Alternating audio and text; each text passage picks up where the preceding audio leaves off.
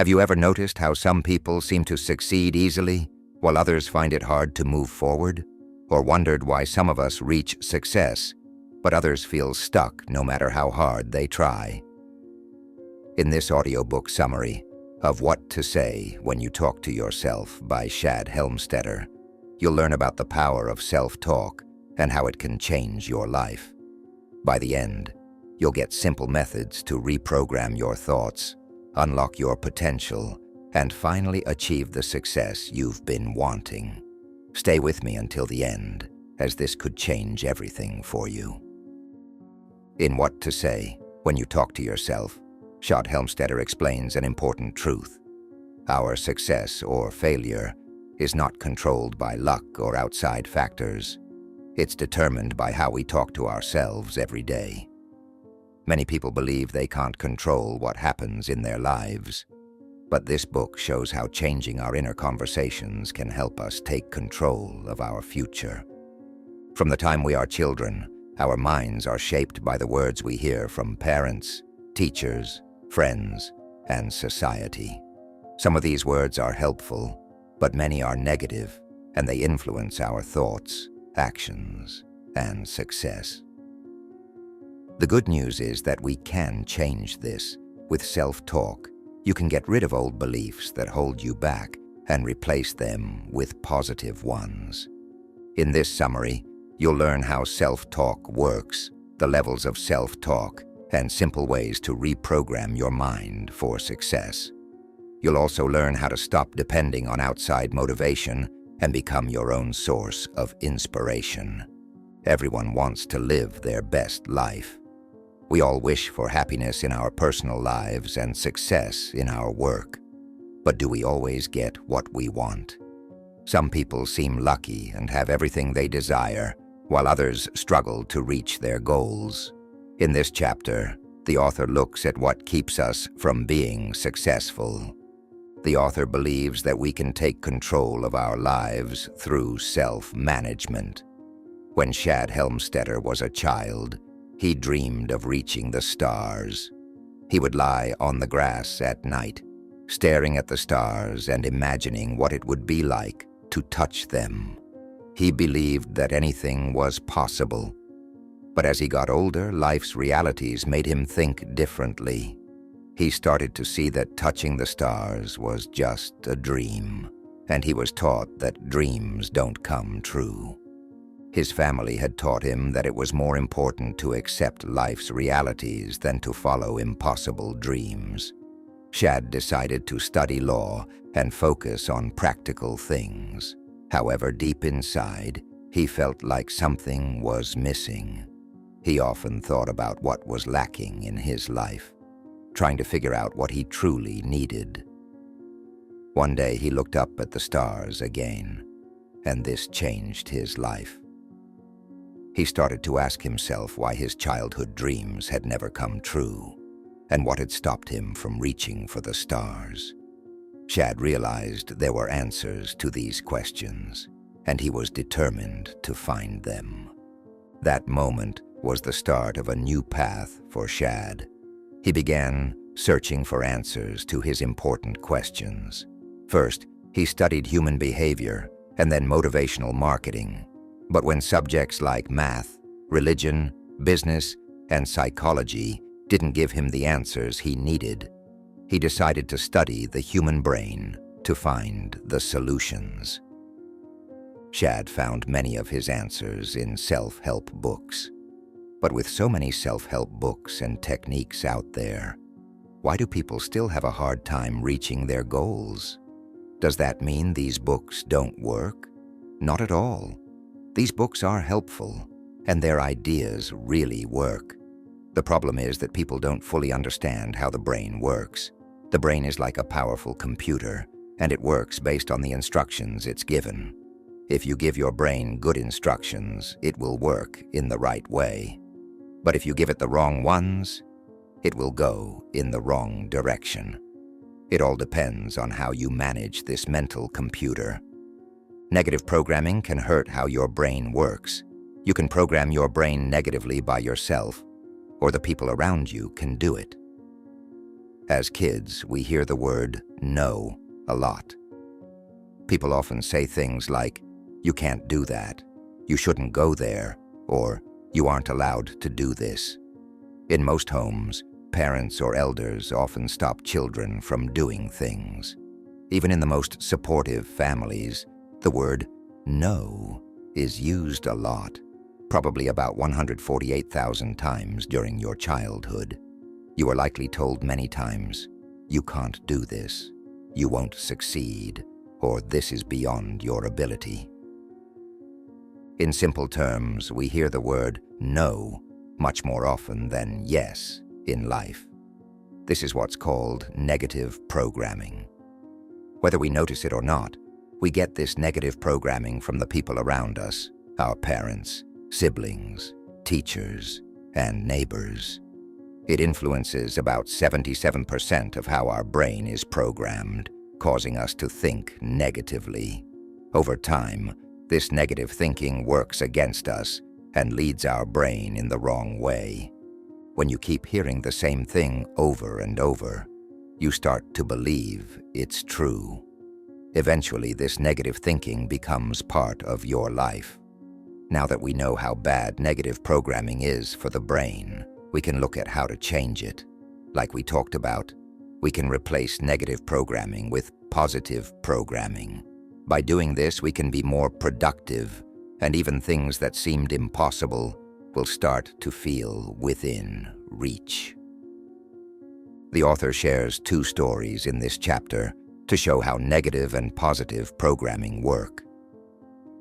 When Shad was young, he wanted to play a musical instrument and join his school's band. But when he tried out, he didn't make it.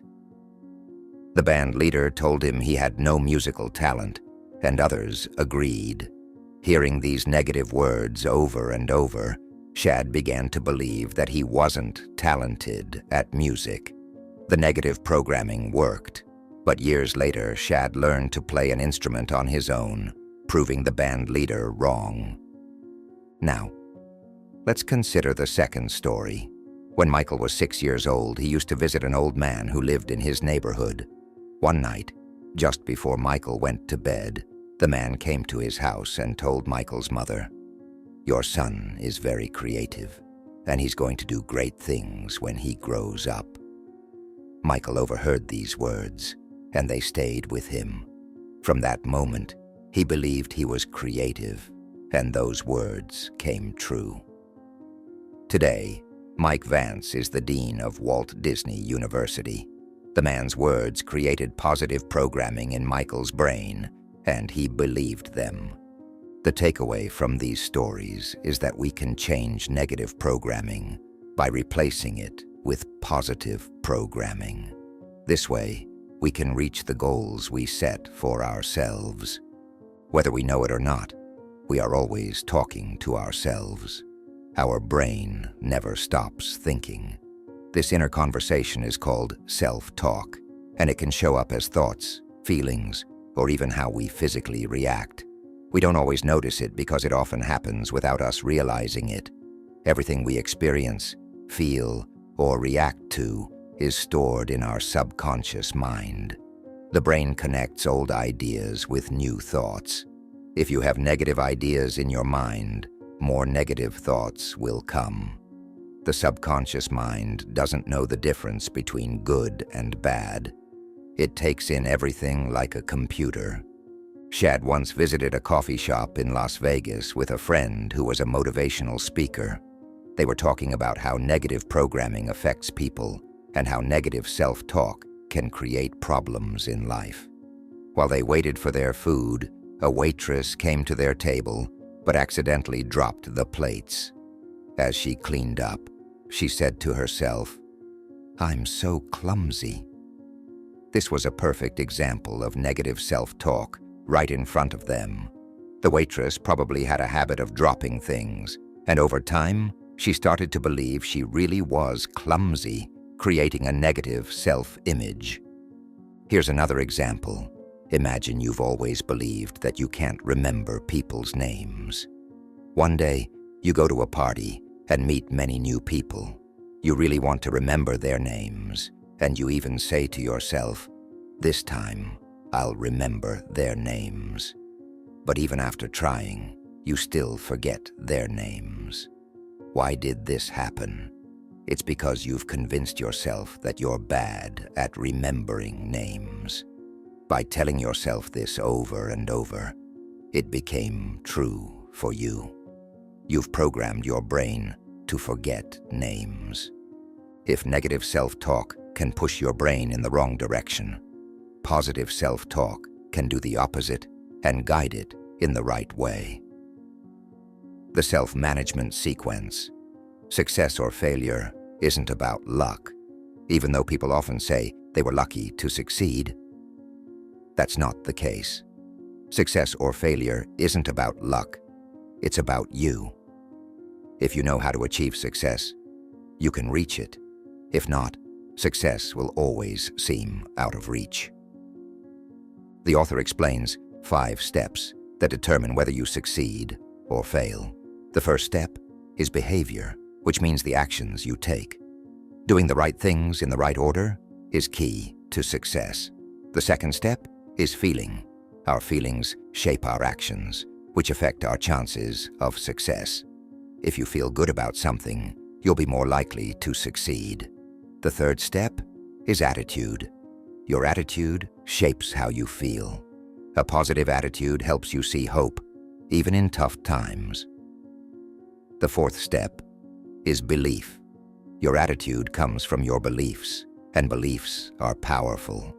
They can make things better or worse depending on how you see them. The fifth step is programming. How you program your mind influences your beliefs and how you see things. Programming shapes our beliefs, which then create the right attitude. That attitude affects our feelings, and those feelings guide our actions. This whole process is called the self-management sequence, and it leads either to success or failure based on how we're programmed. The author gives examples to show how each step matters. For example, if a student isn't interested in studying, they'll skip classes and not pay attention. Over time, their grades will drop. As their grades get worse, they'll lose even more interest in studying, and the situation will keep getting worse. This shows how our actions can decide our success.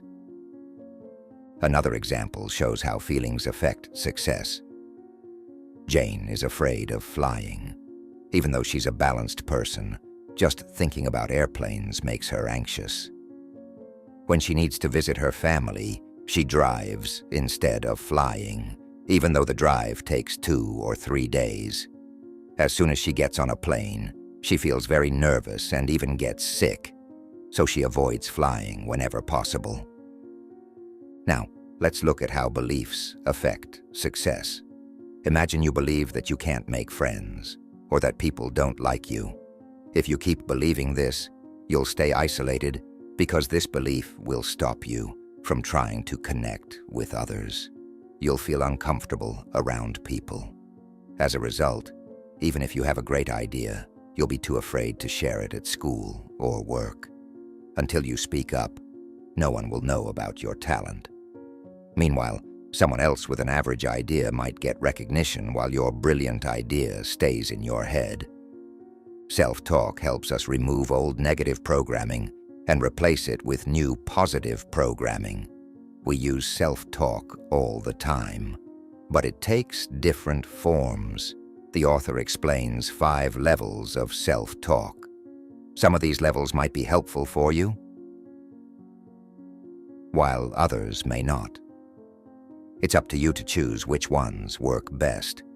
The 5 levels are negative acceptance, recognition of the need to change, decision to change, becoming the better version of yourself, and universal affirmation. The level of negative acceptance is the most common and harmful form of self-talk. It includes things like, "I can't," "I won't," or "I'm not good enough." These thoughts strengthen negative beliefs about yourself.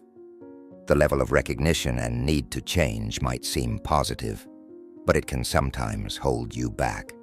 It involves thoughts like, I should, I need to, or I ought to. While it shows that you know change is needed, it can also lead to putting things off. The level of decision to change helps you. It includes the statements like, I will never again, or I no longer. These reflect a clear decision to make a change. The level of the better you is the most important and helpful level. It encourages you to become your best self. It includes thoughts like, I am, I can, or I will. These positive statements focus on what you can achieve. The level of universal affirmation helps you feel like you're part of something bigger than yourself. It includes thoughts like, I am one with the universe, or I am at peace with my life.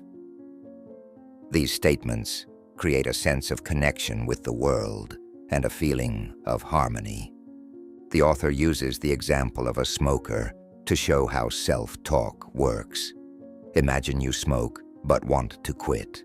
Start by telling yourself, I don't smoke. Keep repeating it. First, say it to yourself, and then tell others, I don't smoke. When you grab a cigarette, remind yourself again, I don't smoke. Say it out loud. Your friends or family might think it's strange, but keep saying it. Over time, your mind will ask, if I don't smoke, why am I holding a cigarette?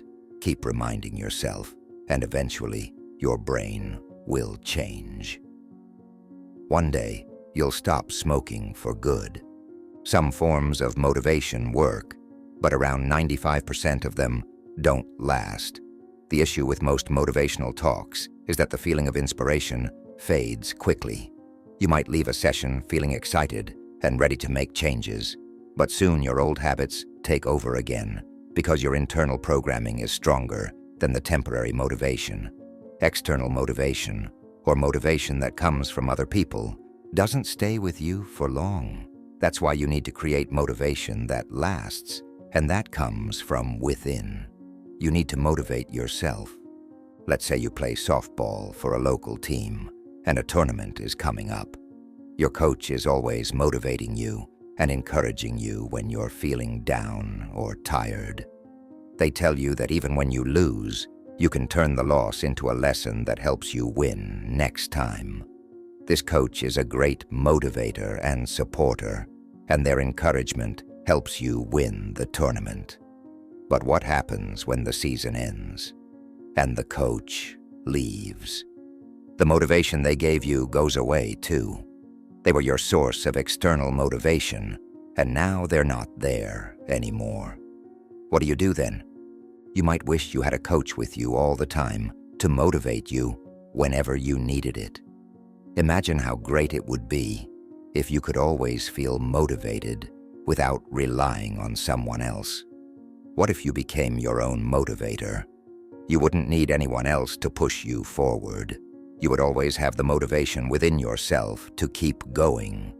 Self-talk techniques are easy to use. Some take time, but others don't require much time at all. Here are the techniques. Silent self-talk is when you talk to yourself in your head without saying anything out loud. Self-speak is speaking your thoughts out loud and telling others about them. Self-conversation is having a conversation with yourself as if you were talking to someone else. Self-write is writing down your self-talk on paper. Tape talk is recording your self-talk and listening to it later. Shad wanted to lose weight and tried many things like exercising and dieting, but none of them worked. Then he started using self-talk, and it helped him. At first, it was hard to find time, especially in the mornings. So Shad made it easier by recording his self-talk and listening to it. He recorded himself talking about eating habits, self-esteem, and fitness. He would listen to these recordings while shaving in the morning, driving, and right before bed. After 10 weeks, he lost 58 pounds. Shad's doctor was amazed. And even the receptionist at the clinic asked him what kind of diet he had used. Shad was happy with his results, but he was also surprised to learn that his wife had lost 25 pounds too. She'd been listening to his self-talk tapes as well. Some of Shad's friends and clients asked him to make tapes for them, and he did. He later received letters from people sharing their success stories. One woman told him she wanted to save her marriage. She had gone to one of Shad's self-talk seminars and started listening to his tapes about family relationships. She listened to them every day. At first, her husband wasn't interested, but after 2 weeks, he asked her to play the tapes again. She noticed that they argued less, and her husband started opening up about his problems. Soon they were living like a happy couple again. In this summary, you've learned that the brain is like a computer. It works based on the way it's programmed. Whether your brain helps or harms you depends on the kind of programming it has received. Negative programming leads to bad outcomes, while positive programming leads to good results. You also found out that this programming starts when we are children. Everything our parents, teachers, and friends say to us shapes how we think. This book showed you how to change negative programming into positive programming using self-talk. You've learned about the levels of self-talk and some simple techniques. You've also explored how motivation works, and you learned that motivation from others doesn't last long. That's why you should rely on yourself for motivation. Now, you know how to achieve your goals and succeed. Start today by replacing your negative programming with positive thoughts. Use the power of self-talk and keep practicing until it becomes natural. Soon you'll be on your way to success. Now that you've learned how powerful self-talk can be, it's time to take action. Remember, your brain is like a computer, and you can reprogram it for success. Start today by changing your negative thoughts to positive ones, and keep practicing until it feels natural. The results will come.